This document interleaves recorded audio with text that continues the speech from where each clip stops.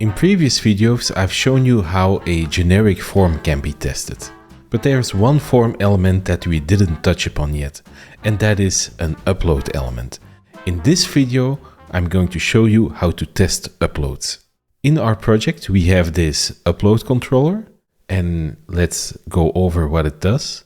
First, it has an upload request, and we just say that a file is a required attribute. Here we are getting the file from the request.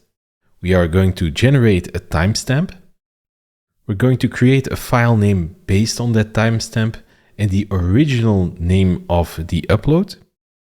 Then we are going to use a configured disk, namely the public disk, and put the file in the directory uploads on that disk using the file name that we just determined. And as a response, this controller will send the URL where the new file is being stored. Okay, let's write a test for all of this. So I'm going to create a file called upload controller test.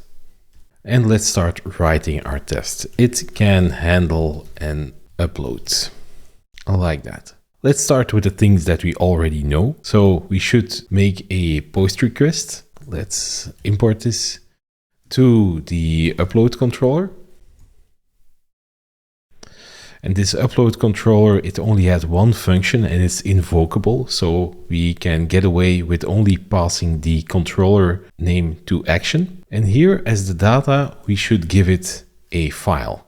And this file represents the file being uploaded by the user. Now let's discuss how we can create a file. And luckily Laravel makes this very, very easy. There's an uploaded file class that can quickly generate an uploaded file for us.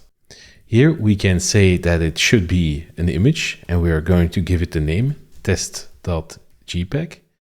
And we're not going to use it, but if you wanted to, you could even specify the dimensions of that image that Laravel will create for you. Pretty handy. Let's import this one as well. And we are going to put this in a variable that we can use here. So now that we have taken care of the upload itself, let's see how we can test the result of this controller. Let's take a look at how we can determine that Laravel actually saved the expected file on the disk. Well, Laravel can also create a fake disk, which is what we are going to do now. We are going to fake the public disk.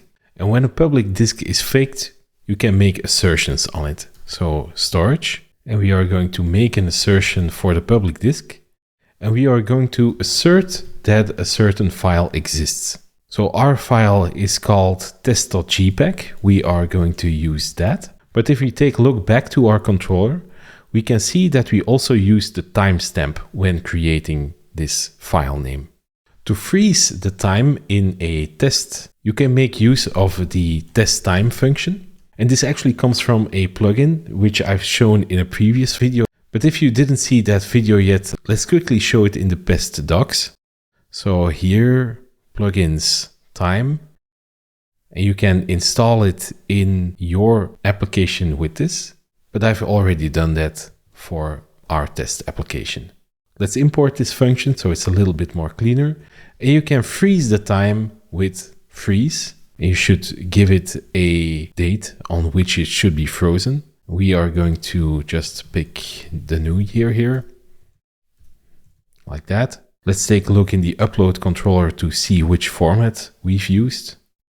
And it's this format. So let's add it here to the expectation. Okay, let's already try and run this and see if we get green. We don't. Let's see what error we get. Unable to find a file at path. So we assert that a file exists here, but if we take a look at the controller, we are using a directory here in which the file will be uploaded. And I guess that we should add it here as well. So uploads, let's try rerunning the test, and now we get green. So you see that it's very easy to test an upload. Just fake the storage, create a file, pass the file to the controller, and make an assertion on the disk. Let's finish this video by adding a couple of extra assertions here, so we know that the controller is giving the expected result. So first we are going to assert that it is successful, and it is. And we've also seen in the code that it should return the path to the upload. So let's assert that as well. We are going to assert that we see a certain value in the response, and it should be this path. Let's add that. Let's rerun the test, and it's green. And I think this is a nice way to go about testing uploads.